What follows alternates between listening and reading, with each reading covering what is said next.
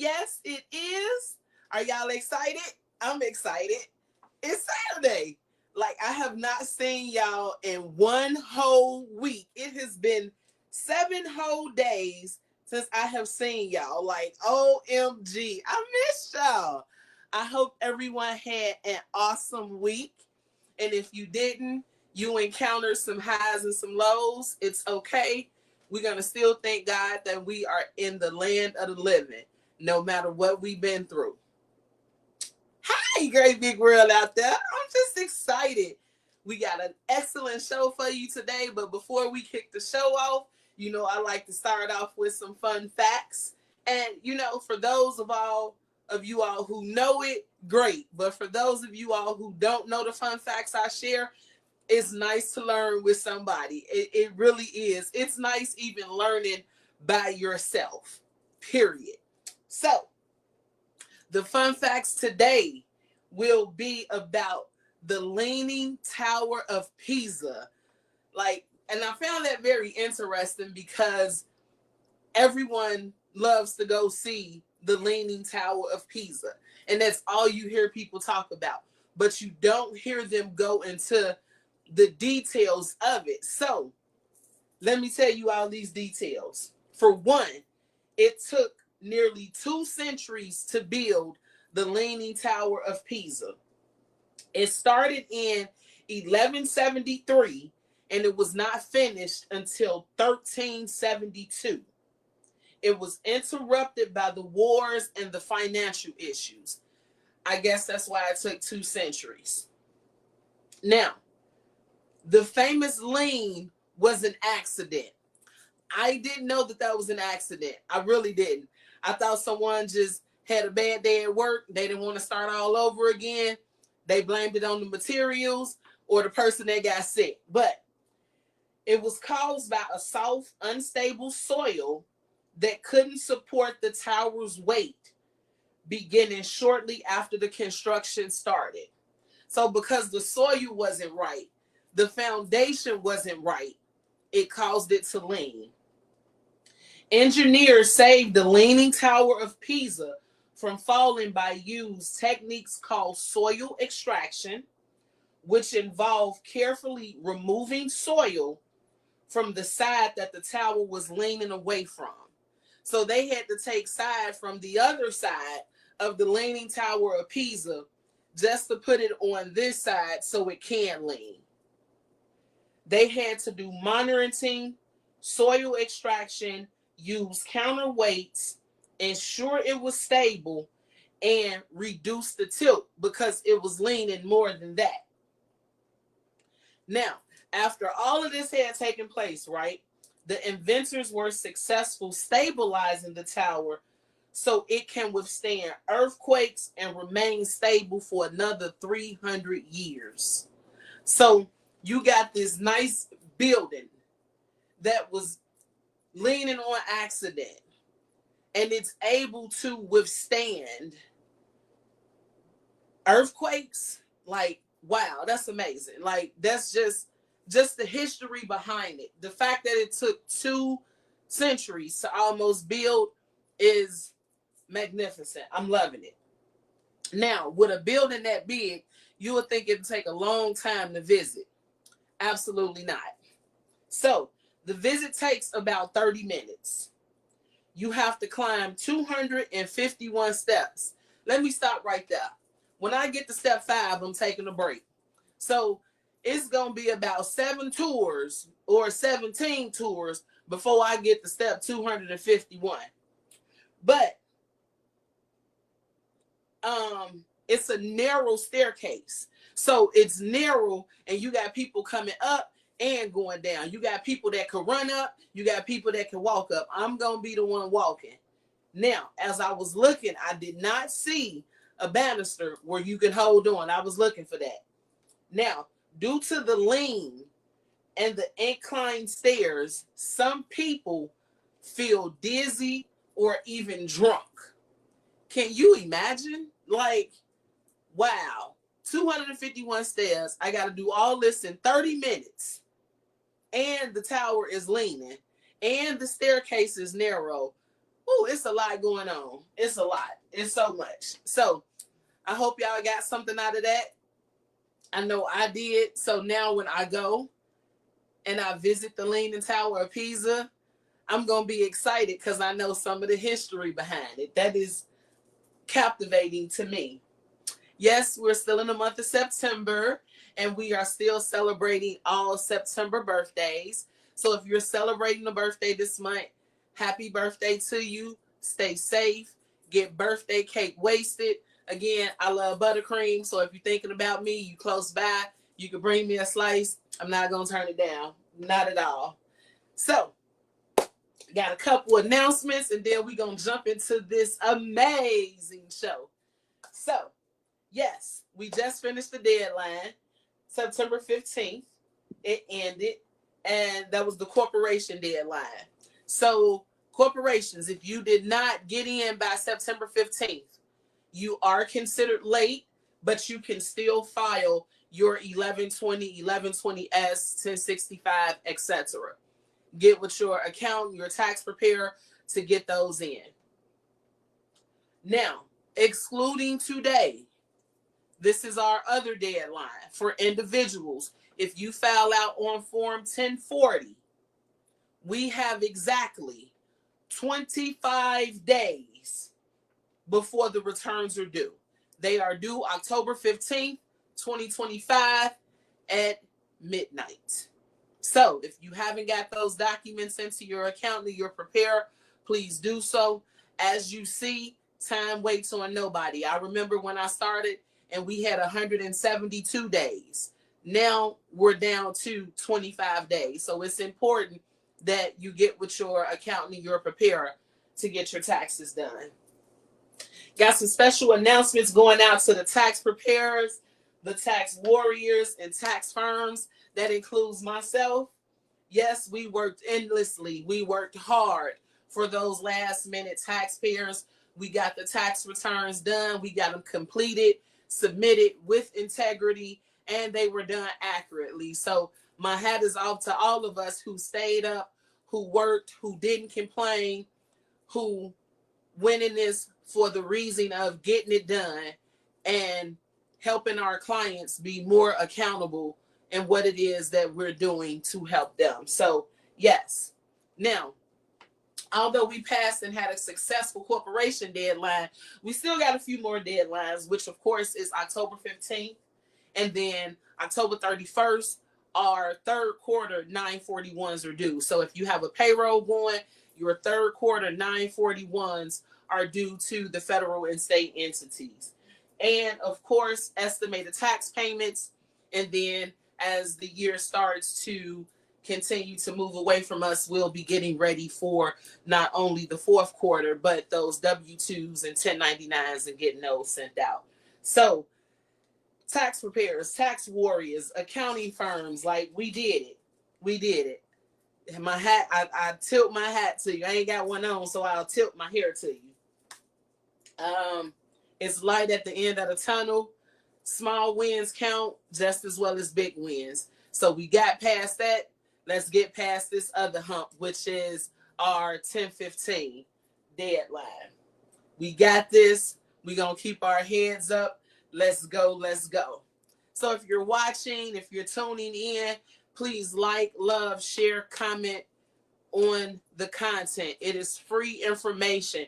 Let's give this information out for free. It doesn't hurt to hit that share button. Again, you never know who's out here struggling and does not want to say anything to you. They just want to hold it inside. So please get that information out there. Now, I am using a third-party application that I'm learning how to work. So if you are tuning in and I don't call you by name, please forgive me. Do know that I am acknowledging you. Please open it up for comments. If you want to comment, your thoughts, your feedback, all of that is so, so very important. I don't take that lightly. This is a safe space where we come together and we talk things out here, okay? This is Let's Talk Finance on a Saturday. Yay! So, our topic today, as we know, We are still in the month of September, and September is Suicide Prevention Awareness Month. And although it's not like a likely, lovable conversation, these conversations are still needed. So, along with that being said, our topic today is going to be peace has a price tag, which it does. And when I say that, I don't mean have a literal price tag hanging off, but peace has a price tag. And we're going to be talking about International Day of Peace, along with how to budget those household finances when you do lose someone to death by suicide and or natural causes. So, I'm ready. Y'all ready? Let's go. So, how does peace and social stability affect everyday money and what households can do? Now, I want you to think about that for a minute, right? And just think about your household. If your household is not at peace and is in an uproar, you can't function. I know I can't. No matter what room you go to, it's just not how you want it to be. So your peace is disrupted. Now, I'm going to tell you what Webster says. Webster defines peace as a state of tranquility or quiet, referring to lack of disturbance or agitation. In the Bible, King James Version, peace goes beyond the absence of conflict to mean state of wholeness, completeness, and harmony, encompassing both inner tranquility and outward well-being. I think that those two go hand in hand. I'm going to pause right there because I see a question in the comment. How does bankruptcy affect a person's life? Is it as serious as people think? And what is it serious enough for someone to commit suicide? You pose some very, very good questions. And throughout the month of September, I've been talking about that. So every case is a case by case situation. And you never know what a person is going through. I want to say at the beginning of the very first show, which was September 6th, I did a closing and I got so much feedback off of it. And I'm going to read you that closing because it's going to potentially answer the 3 questions that you posed, not the bankruptcy part.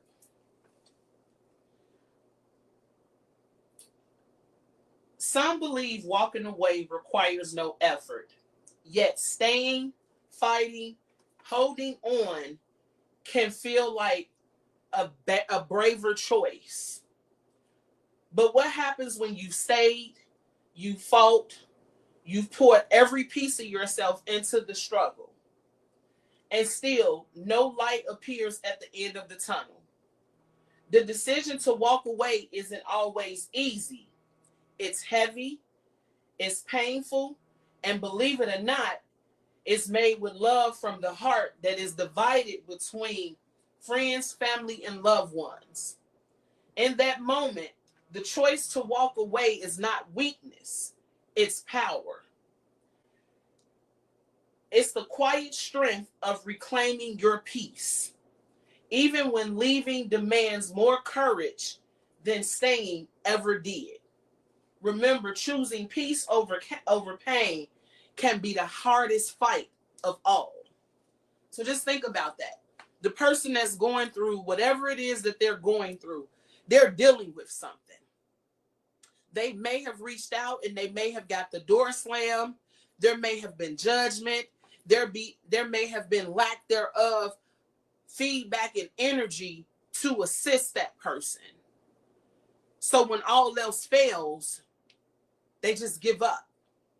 It's a feeling of hopelessness, depression, anxiety, different weights of life. So so they don't put the burden on anyone. This is a way out. So to us that want to hold on to these individuals, that's us being selfish. When again, it's said to choose peace over pain is the hardest fight of it all. So that person that decided to take their life is dealing with something. And that's why I've reiterated over and over, reach out and check on someone. You never know what a phone call or a text can do. You don't know what a person is going through and dealing with because it can be hidden. I talked about that on September 13th show, how people can put on a facade, but you have to look for those signs that are seen as well as unseen. Bankruptcy can affect a person's life because if they filed bankruptcy, let's say they're in a chapter 13 and there's a job loss, hours were cut, they don't have the money to pay that back, so now they've defaulted. So now it's like they're no longer climbing up that ladder, they're going down and down, and it's a spiral, it's a domino effect. They can't handle that pressure. They don't have that support system or that team or that one person that they can go to. So what do? They commit suicide.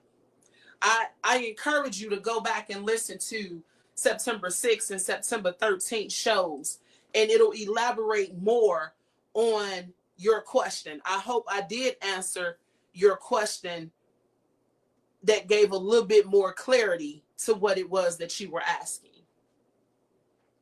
I'm going to go on over to social stability. And social stability refers to a condition in which a society functions and without significant disruption or conflict. In essence, social stability is not just the absence of conflict, but an active and dynamic state maintained by ongoing processes that foster order, predictably, and trust within society. So again, that goes back to peace, which is quietness, which is tranquility, which is no conflict, no distraction. Again, just think of your house in an uproar and in chaos. Can you really truly function and it's in an uproar? Think about when you're at work. If it's so much going on at work and you can't get away, how can you function? You can't function. You just need that space. So now your peace is interrupted, it's distracted. The King James Bible says social stability stems from living accordingly to God's law, including loving God and neighbor, practicing unity, wisdom, honoring family, and heading God's justice and righteousness. It's the same thing. Love, peace, quietness, tranquility. I think we have another question. I asked because I know people who look at bankruptcy as no problem, and there are others who act like it's the end of the world. Again, everybody's situation is different. You may be a person that can handle problems, whereas the next person, they can't handle what you handle at all. They can't. I use school as an analogy. I couldn't go to an online university because I couldn't understand.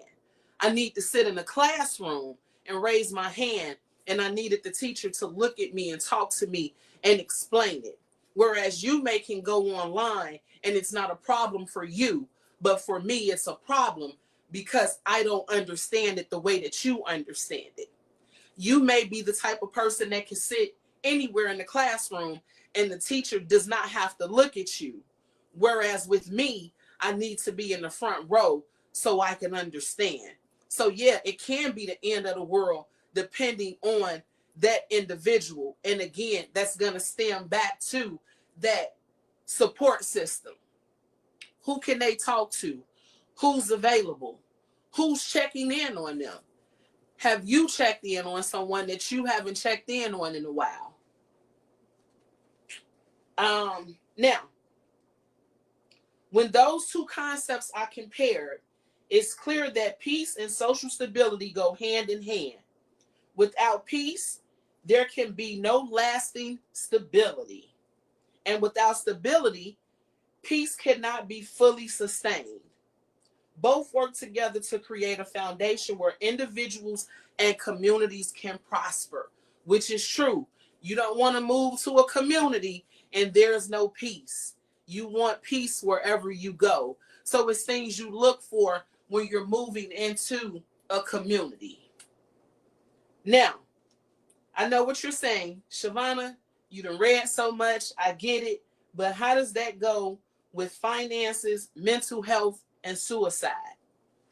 Let me explain. I'm glad you asked. Finances, let me tell you this.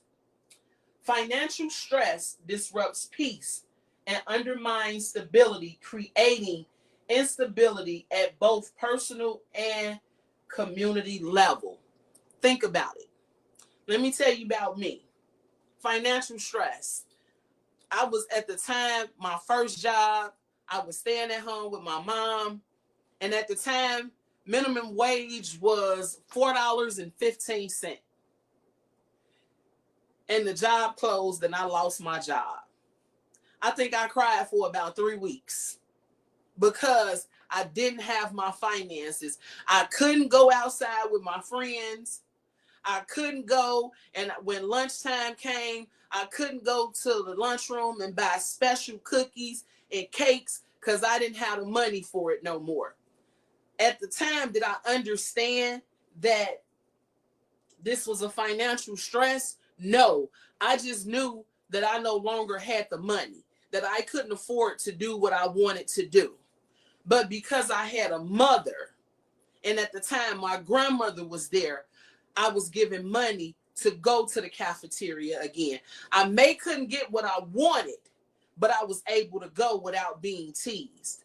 Again, I just want to acknowledge everybody that's online. If I'm not calling you out by name, it's because I'm unable to use this third-party app, and it won't show me who's there. So if you're on here, thank you for joining. Please comment. Please share your feedback. Share the content. Mental health is a peaceful, stable environment, supports mental well-being, but when either peace or stability is missing, anxiety, depression, and hopelessness follow. And let's think about that. When your mental capacity is not there, nothing matters. Nothing is of importance. Nothing can remove what it is that you're dealing with at that moment and at that time frame. It's disrupted. It's not peaceful. Your environment is not peaceful because you're not at peace. Your finances is not at peace because you don't have those finances. So it's playing with your mental. So now you're anxious. You got the bills, you got the kids, you got the spouses, you got the car. Whatever responsibility that you have it. But because you can't maintain it financially, now you go into a state of depression. How does suicide come in contact with that? The tragic result of loss, peace, and broken stability can sometimes lead to suicide. I think that was one of the questions. Is it that serious as people think? Some people, yes, it is. Like, I think after every meal, you're supposed to have some dessert, whereas other people don't think that. Shout out to my auntie Tootie. Every Sunday, it was a dessert on the counter. And if I got lucky to get there in enough time, I was able to lick the bowl.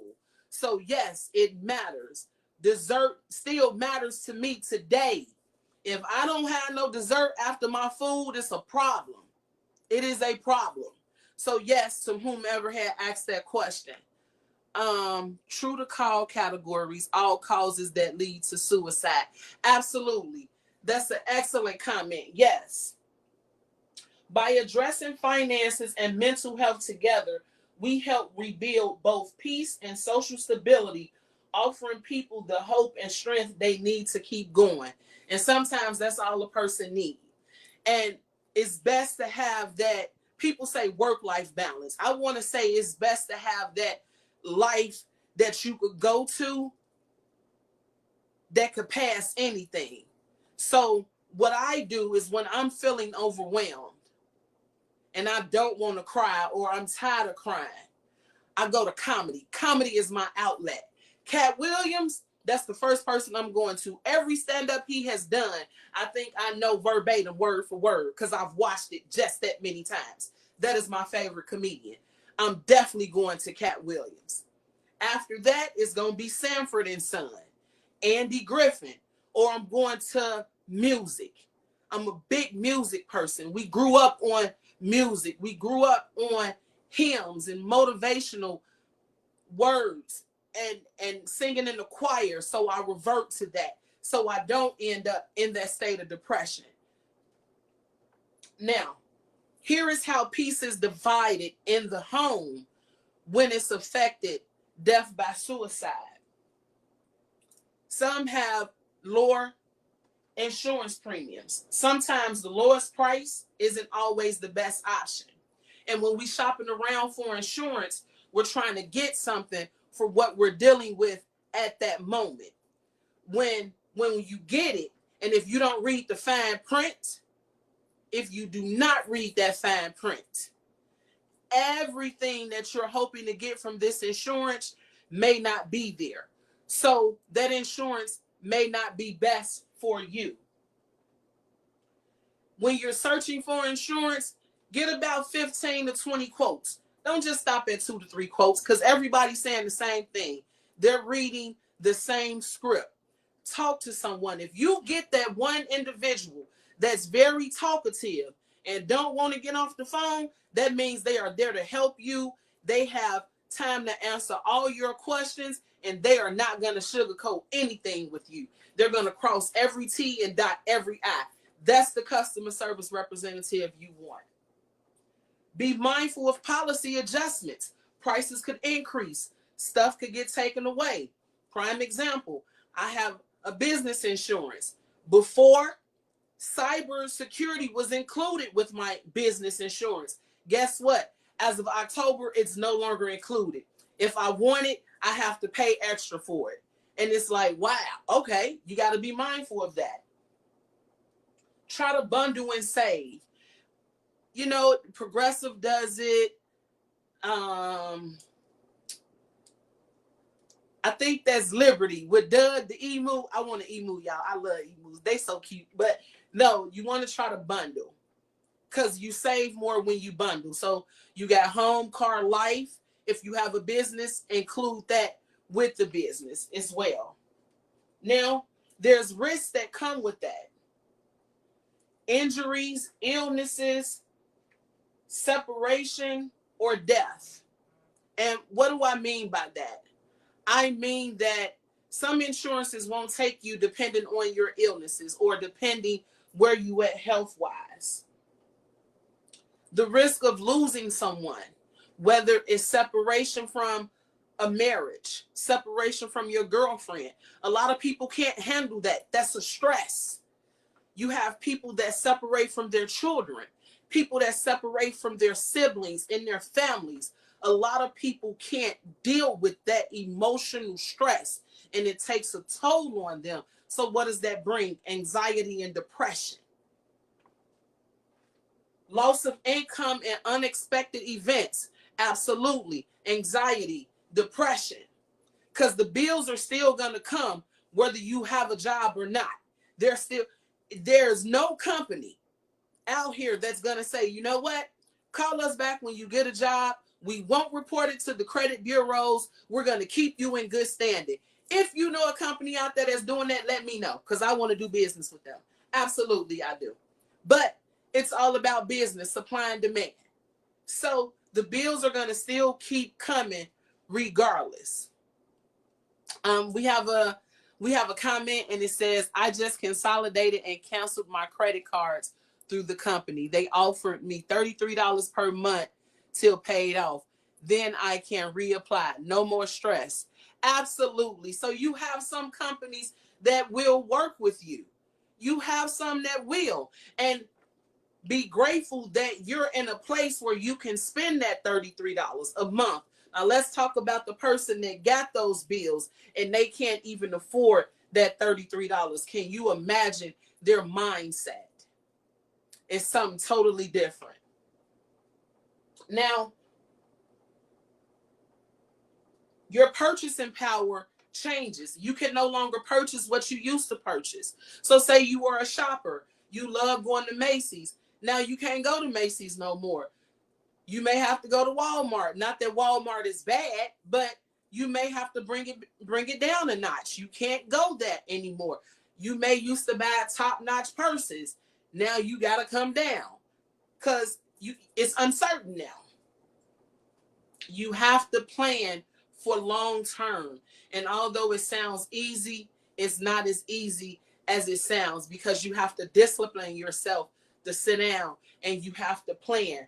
You have to plan. Now, more predictable wages. That also causes an effect when we're talking about death by suicide. Because people try to save. And when they do save for the inevitable, that means the expenses has outweighed what has been saved. So they pinch and they pinch and they fight and they fight. As I said in my closing, on the 6th, what happens after you done fought the good fight? What happens after you done did everything that you could possibly have done? What is it to do now? It's like, what is my purpose? Because I'm tired. If I'm no longer here, I no longer have to deal with the bankruptcy that was pointed out. I no longer have to deal with bills that someone commented and said that they consolidated. I no longer have to deal with anxiety or depression of not having it or knowing when I'm going to get it. And I'm going to tell you another thing, people. If you don't got God in your life, and if you don't have someone praying for you, you are alone, alone, alone, alone. And that's just the truth. Now, we're going to talk about the cost of unrest conflict. Yes, you have that. Here is other causes of suicide. And to the person that asked that question, I hope you're still on here. This is going to also get into the questions that you asked. Why does it seem like it's the end of the world for some people? Now, economic costs. People lose their homes. And I'm not talking about maybe you've been in your home 1 or 2 years. I'm talking about people that grew up in their homes. They still lose their homes. That's what they know. People lose their businesses. They have to close the door on their business. I remember, and I want to say it was maybe right after the pandemic, the Grand Lux Cafe closed. Very good restaurant downtown Chicago. Lord and Taylor, I think they were the longest retail store that was open, had to close their doors. So it gets hard. Their assets, they lose their assets. It no longer has that same value that it once carried. Positions get eliminated from jobs. So if the position is eliminated, guess who else is eliminated? Your finances. You can't pay that bill that's coming up in 2 weeks. Inflation. Cost of living is going up. I'm sorry, have you been to the grocery store? Groceries have went up. How is it that I go to the grocery store? I got strawberries.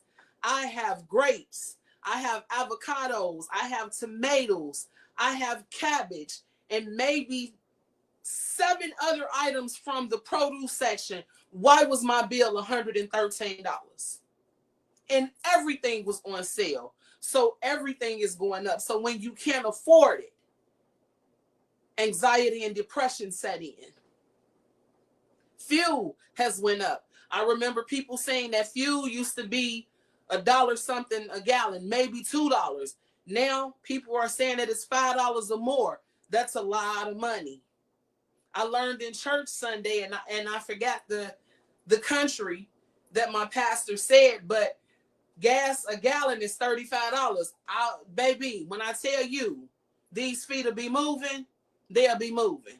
I promise you. I would be able to eat a whole cake and wouldn't gain no weight because I'm going to walk. With this, you have psychological trauma. Witnessing or experiencing violence, whether it was to a close friend or loved one, whether it was in your neighborhood, that has an effect on you if you don't know how to deal with it. This can lead to mental health issues, PTSD, post-trauma stress disorder, and depression. Because if I've witnessed this and I've seen this, I can't get this out of my mind. This is there. This is there embedded every time I look around. So I don't have to deal with it, let me just go and take myself up out of here. Fear becomes your daily reality because somebody is judging you. Somebody is looking at you. Somebody is talking about you. Comparison. Going back to what you used to have to what you don't have anymore. That causes suicide. Displacement. You use that as a defense mechanism. And when that's gone, what do you have? Nothing but that same anxiety and depression. So here's what needs to happen. You want to have money to help work for peace in all aspects. Income protection, emergency funds by tiers. This is so important. I'm going to say that again. Income protection, emergency funds by tiers. Short-term, long-term disability if you're working. Make sure you qualify for that. Make sure you know and understand the conditions when you're getting this short-term and long-term disability. Make sure you get the appropriate life insurance. You don't just want term life, you want whole life. What comes with that? A lot of people want to know if they can borrow from it and pay back. They want to know, is it at a fixed rate? Is it adjustable after 2 or 3 years? Beneficiaries, update them annually. They can change. This year you may have your best friend, but y'all have fell out. Next year you want to put your cousin. That's so important. Or the person you had may have passed on and you can no longer use them as a beneficiary. Make sure you have your legal and admin stuff together. What is that, Shavonna? If you have a will, let the person know, your beneficiaries, where this is at. A healthcare proxy. So you saying, what is a healthcare proxy? That's a legal appointed individual who has the authority to make medical decisions on behalf of another person, which is the principal, when they are unable to do so themselves. So I can have a healthcare proxy. So if I get into any type of medical situation and I can't make these decisions, someone can make them on my behalf, a trusted person who I've appointed. Get a guardianship plan. What is a guardianship plan, Shavonna? That is a legal document or arrangement where a person designates a trusted individual to be responsible for the care, well-being, and financial management of a minor child or incapacitated adult. So if you have an incapacitated adult that you care for and you're no longer here, you want to appoint a guardianship plan. Have that all laid out. And of course, let that person know. Payable on death, transfer on death, which is also known as POD and TOD. That's basically insurances in your assets. Everything. You want to either pay it now or transfer it. A digital legacy plan. That is a document that details how a person's online accounts and digital assets, such as social media, email, and cloud storage, should be managed. So remember last week I was talking about if you have a digital copy of everything, have it emailed to yourself. Also make sure you have that plan so you can send it to that designated person that you've appointed. So they don't have to go scrambling and looking for everything. They know where it's at, whether this is death by suicide or a loss, period.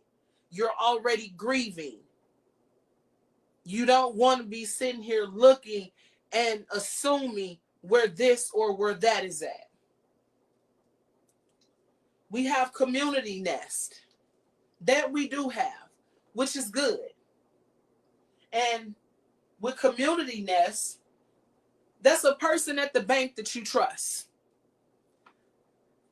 I bank with a bank and I know the manager there. I love that guy. Whenever I'm going through something or need something, I call him.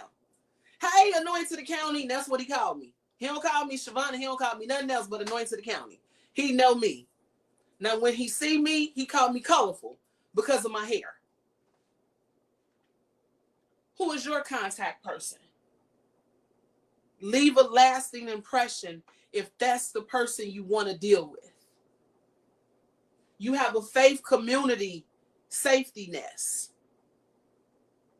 Who is your faith community safety nest? Mine is Pastor Porter and First Lady. If he's not available, I'm calling her. If she's not available, I'm knocking on the door. So somebody gonna answer the phone or the door. I found out about peer money circles. A peer money circle is a type of lending circle. You do this with your close friends or family. An informal group of people who agree to regularly contribute a fixed amount or money to a collectible fund. So that means you and maybe 2 or 3 people, maybe 10 of y'all have gotten together. Y'all have went and opened this account and y'all have said, okay, we're going to designate $30 to this account every month. So if something happens, we got this safety fund that we can go to for this event. And that's just between y'all. A crisis plan. I just found out about this. I didn't know about this either. It's a personalized guide created during a stable period to identify triggers, warning signs, and coping strategies for mental health crises. So let's just say I witness violence. And if somebody raised their voice, that's a trigger to me. That sends me somewhere, that does something to me. So what do? I write down this plan of all my triggers. And then I write down what helps me to deal with these triggers. How do I get past with these triggers so I don't go back down that rabbit hole? A mutual aid. That is a voluntary support between community members to share needs. So let's just say you got this community center that you go to, and there you may need food, you may need clothes, you may need bedding, everyday essentials. That's what they are there for. That's what they are there for. Utilize your resources. Right now, I'm going to ask you 4 questions.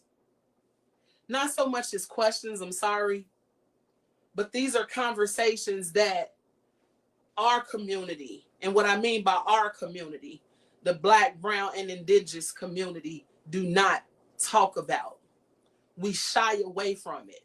So when it happens, we don't know how to deal with it.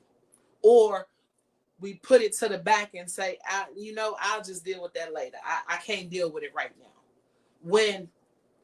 What if there is no more right now? And you have to think about that. What are some early signs or indicators that your money stress is hurting your mental health?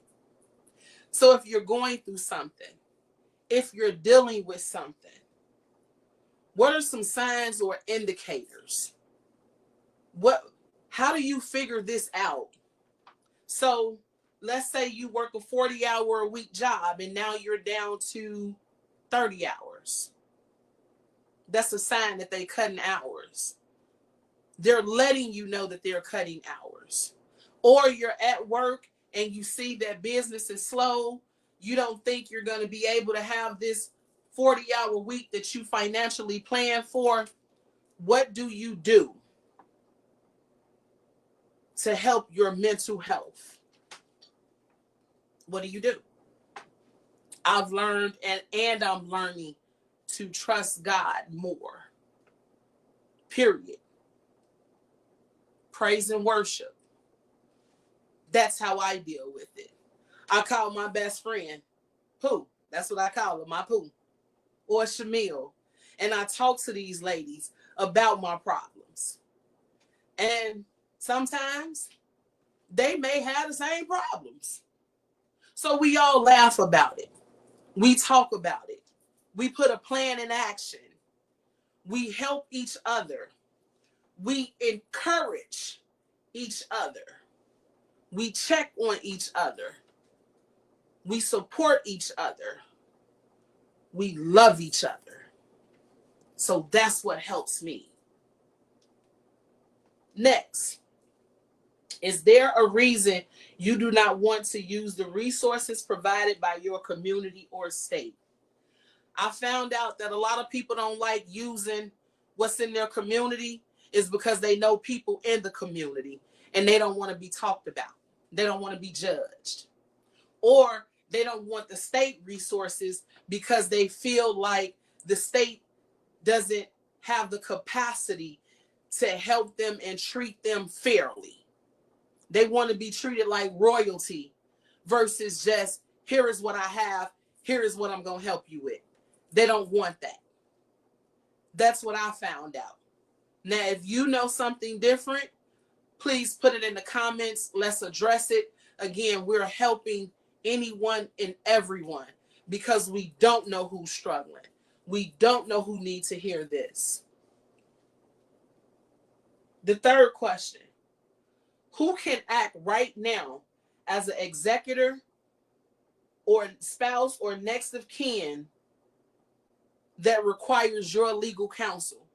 So if something happens to you today, do you have that appointed person right now that can jump in and do what needs to be done?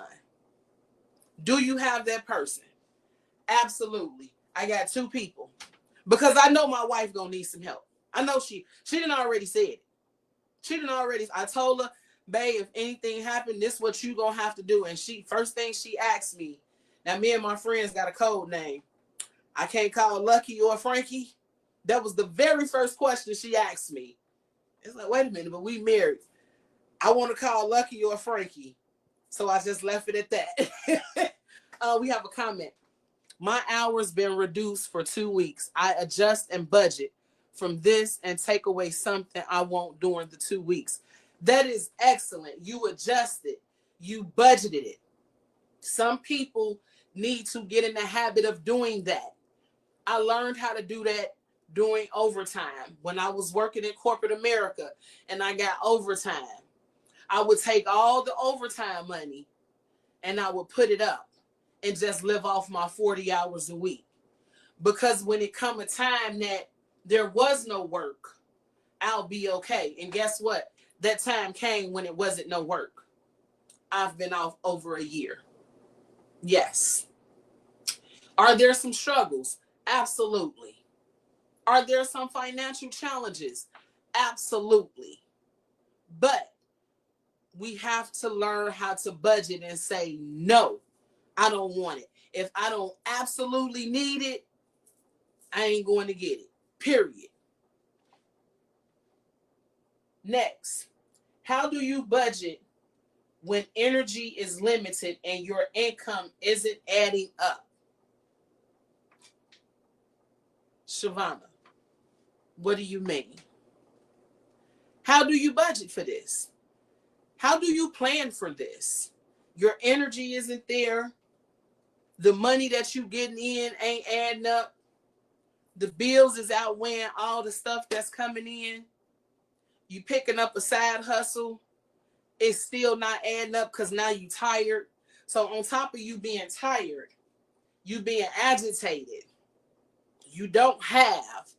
Lord and behold, somebody call you and ask you for $1. That's finna send you over and above because you're already anxious. How dare you ask me for something? I don't know where I'm gonna get my next meal from. I'm about to lose my house. Why am I still here? That's that depression. That's when that suicide kicks in. So you have to budget. So when that comes, you say, hey, look, that's what I can do. And you'd be surprised entities will work with you, especially when you're upfront and you're honest. I remember one day I was walking down the street, and it was this homeless guy, and he stopped and he said, ma'am, I'm homeless, but I'm not gonna lie to you. I don't want no money for no food. I just want me a beer right now because I'm going through a lot. And because he was honest, I got him a 6-pack. He was honest.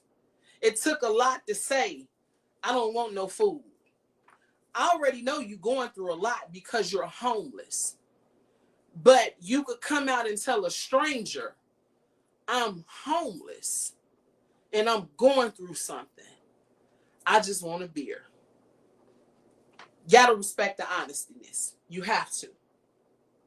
So again, those questions, conversations to have with your family. What are some early signs or indicators that your money stress is hurting your mental health? Is there a reason you do not want to use the resources provided by your community or state? Who can act right now as your executor, spouse, next of kin, whichever one, and what requires legal counsel? How do you budget when energy is limited and your income isn't adding up? That's conversations to have with your family, people. And although we don't want to talk about death, whether it's natural causes or death by suicide, this is a conversation we don't want to talk about. You know, a lot of times I tell my friends, you know, God forbid if something happened to me today, and one of my friends told me, hey, stop saying that. Like, I just don't want to hear that. Even though it's the truth, because the next second isn't promised to us. That was a trigger for her. So I have to use my words carefully when I talk to her. But she knows if anything happened, what to do. Frankie will be there. So I'm going to give you some recaps for today's show. And again, any show that I've done, please, you all comment on it. The feedback is excellent. You never know who you're helping. It could be with the simplest of things. You may know a person that know how to do good pedicures and somebody is looking for that. Like, just love, like, share the content. It's free. It takes 2 seconds. I appreciate your feedback because I learn from you and I hope you learn from me. This is a safe space. We're here to help each other. We are here to help each other, not just in financial capacity, but help each other in mental health capacity.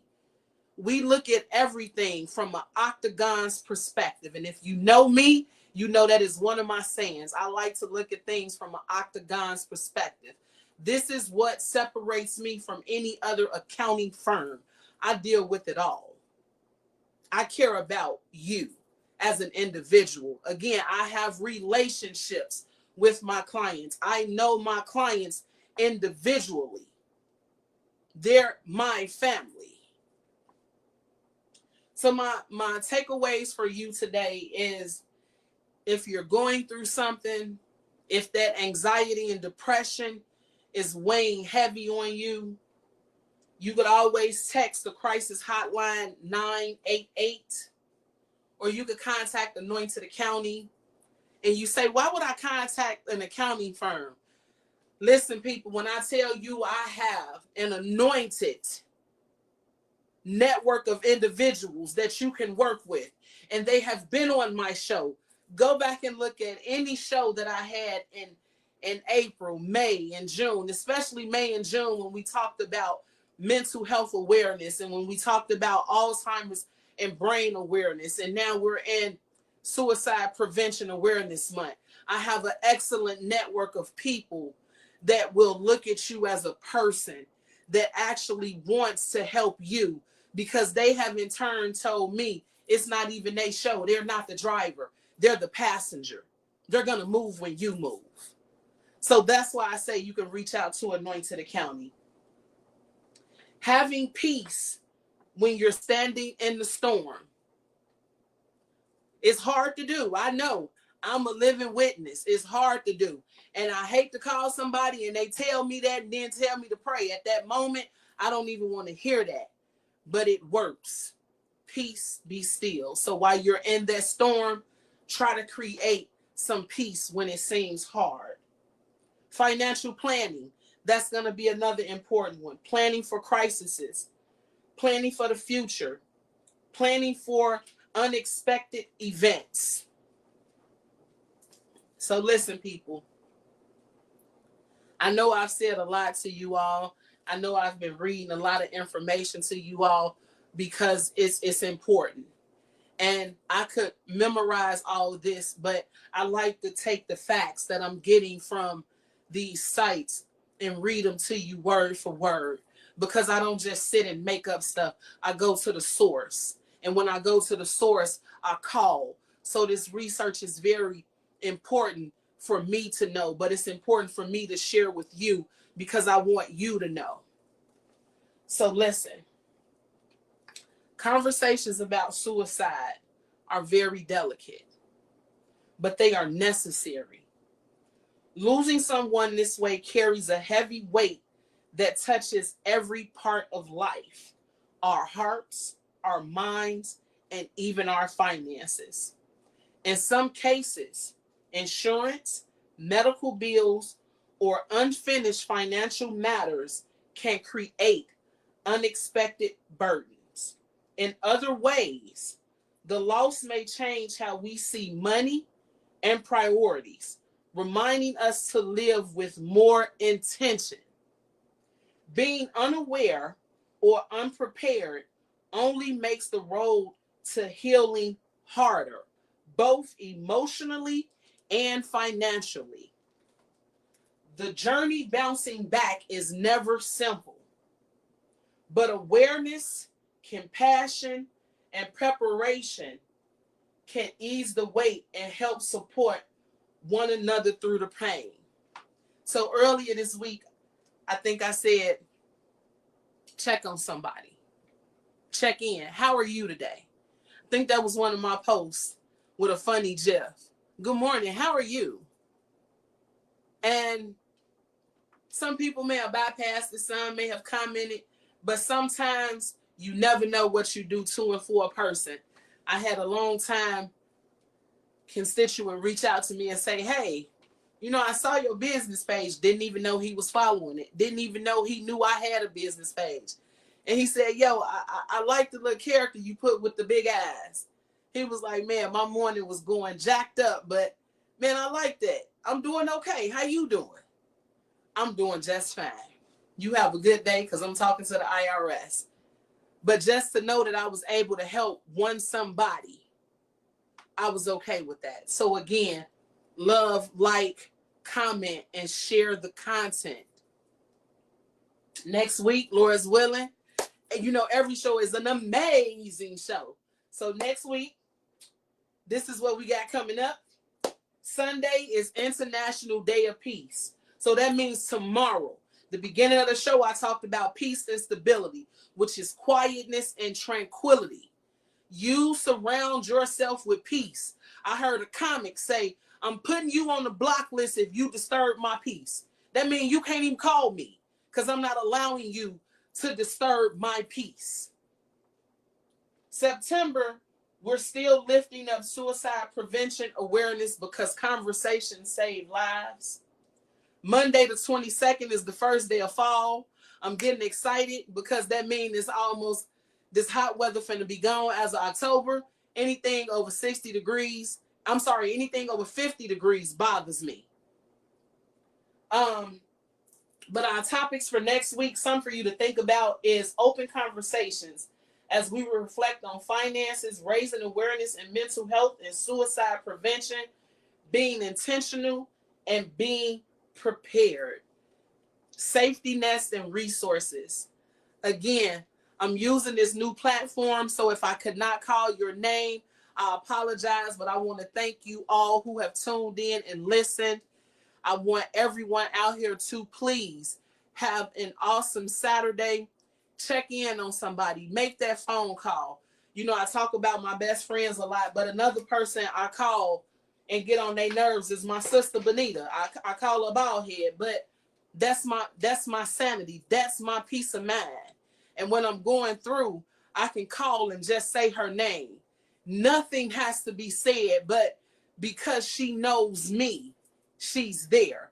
And to have that support system, we laugh, we get Aunt Tootie involved, we talk about cake, you know, the fun, important stuff. But now, people, I want you all to have a good week. I love you guys. Share this content. Remember, conversations save lives. Be intentional because we're still making people aware of suicide prevention. I love y'all, and Lord's willing, I will see you all next week. Bye-bye.